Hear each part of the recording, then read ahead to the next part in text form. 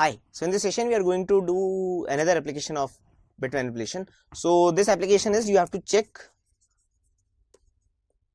whether a number is odd or even. Very simple question and you know how to do it. Simple way is you have to check n modulo 2 equal to 0. If it is there, then that is even, otherwise it is odd.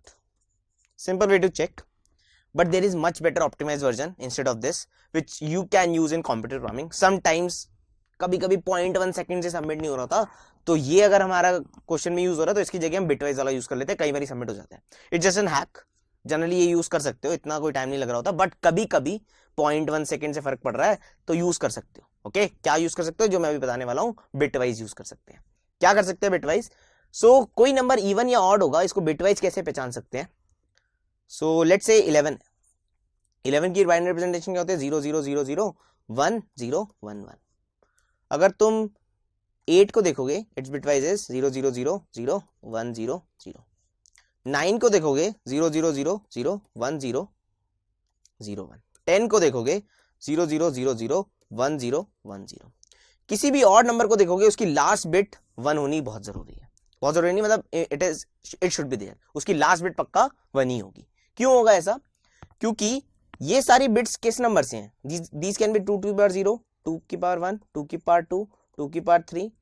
All these numbers except the last bit, all are even numbers because it will be 2 की power 1 something plus 2 की power 2 into something. All these will be even because even plus even is again even.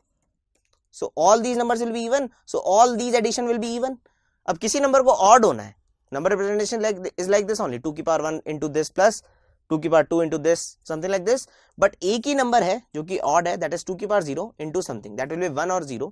अगर वो 1 होगा तो it will be odd, then only even plus odd will be odd because even plus odd is odd and even plus even is even. अगर ये 2 की power 0 into 0 हो गया तो 0 तो even होता है, तो ये पूरा नंबर even रहेगा.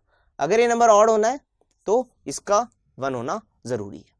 ओके, सो लास्ट बिट जिसकी 1 होगी वो नंबर ऑड होगा, guaranteed, because even plus odd is odd. अगर नंबर को ऑड होना है तो लास्ट बिट से ही वो ऑड हो सकता है अगर वो 1 होगी.